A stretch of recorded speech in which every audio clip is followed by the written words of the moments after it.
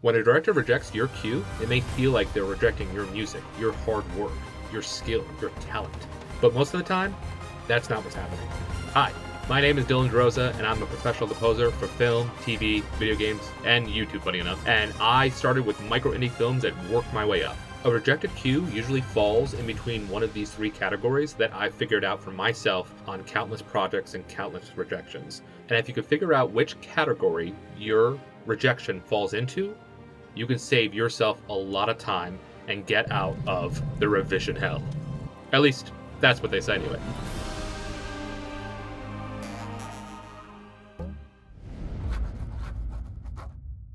The first category I figured out is miscommunication. And this can be from either party. It doesn't just have to be from you. It can be from the director or the producers or the studios. Some form of miscommunication happened. You might have received a note from the director or producers or studios. You write your cue, you send it off to the director, and then when the director's notes come back, it's the exact opposite feedback you were expecting. I'm not talking about tiny revisions, take out the brass here, maybe add some string melody here, increase the volume here, can we land on this beat better? Those are all easy revision stuff. This is about when your whole cue pretty much gets rejected, or a whole major section, and you and the director were not on the same page. Sometimes you get carried away. And sometimes the director is unclear what they want. Sometimes the director's notes could be straight up unclear, contradictive to what's happening on the scene, or contradictive to what they're saying and wanting. They could say one thing and really want the other. I want the scene to be sad when the hero sacrifices himself, but really the music should be heroic and badass because the explosions and the hero going all out. And another trap is when the director says, I want this to be major, or I want this to be minor. Even if they're a musician and they know what major or minor is, that's a trap because you're the composer and you should be the translator. You should translate their thoughts and ideas of what the score should be for that moment, and you should translate that into music. Because a very happy moment could be in a minor key and a very sad moment could be in a major key. It just depends. It is your job as a composer to translate that into music that's effective for the scene. And here's another tip that doesn't work on every project. It really depends on who you're working with. But I personally like having my directors and clients, if able to, write all their notes in emails because it takes a different mindset to write down your thoughts. Having them write them down to you in an email helps them narrow in and focus on what they're trying to say. And so then you're just reading the one line, why your cue was rejected. That's a method that has really helped me. It's just a preference I like, is working through email. And my personal tip to help with these kinds of situations is to have the director describe the scene in as little as words possible. Tell me what this scene describes as if I were a child. This is a very sad moment. This is a very happy moment. This is hopeful. This is mysterious. This is frightful. Tell me like you were trying to teach a child what your scene is about. That's when you get to really narrow in and focus what is really important in the scene. Category number 2, uncertainty, which this again could be on either party. You as the composer really have no clue what's supposed to be happening in the scene or how you're supposed to describe the music for this scene. Or from the director or client side, they're not sure what they want. And it's what I like to call a fishing expedition. The director or the clients are looking for something in this scene. They know they want music. Something about the scene feels lackluster or underwhelming, and it could just be the way the scene was shot, the directing, the lighting, the acting.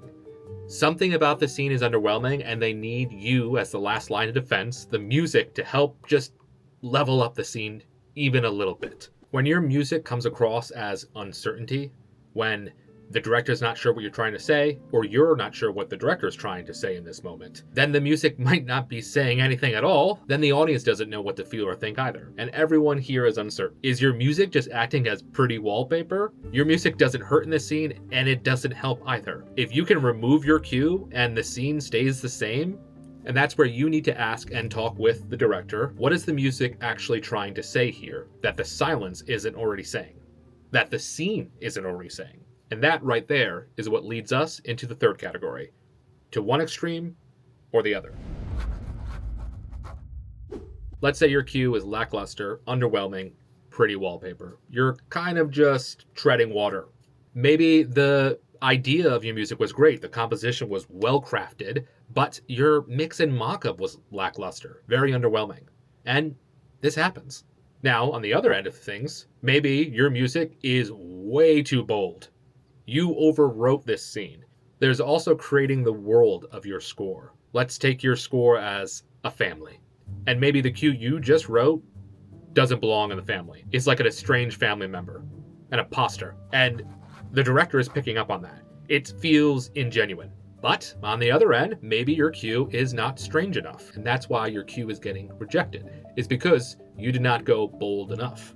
A famous example of this that always sticks in my head is quite recently with Game of Thrones. Now, if everyone knows this part without spoiling it, it's a very important episode where it starts off with piano music, which was quite strange because leading up to this moment after many, many seasons, we have never heard piano at all in the score, let alone solo piano, and that is how the scene is starting. Already, we are the imposter of the rest of the score. It's the estranged family member. Something is wrong, and our audience's mind is like, this is weird, even though nothing on the scene is happening strangely. Again, one extreme or the other. So sometimes your rejected cue is because you didn't go far enough, and sometimes is you were way too underwhelming.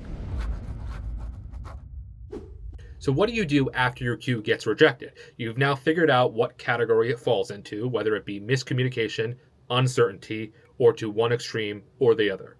If it's miscommunication, jump on a phone call with the director or clients, send them an email, get in touch with them. Touch base and rediscuss the scene or the moment. Make it less about the music itself and more about what's happening in the scene. If the director is fishing for ideas, in my experience, don't show them a fully executed, well-polished track. This, in my experience, can bite you in the ass. If your director or client are out on a fishing expedition for this scene, then you want to get your cues out quicker and your ideas less polished. What do I mean by this? You're not going to send them on the first draft a John Williams Star Wars cue.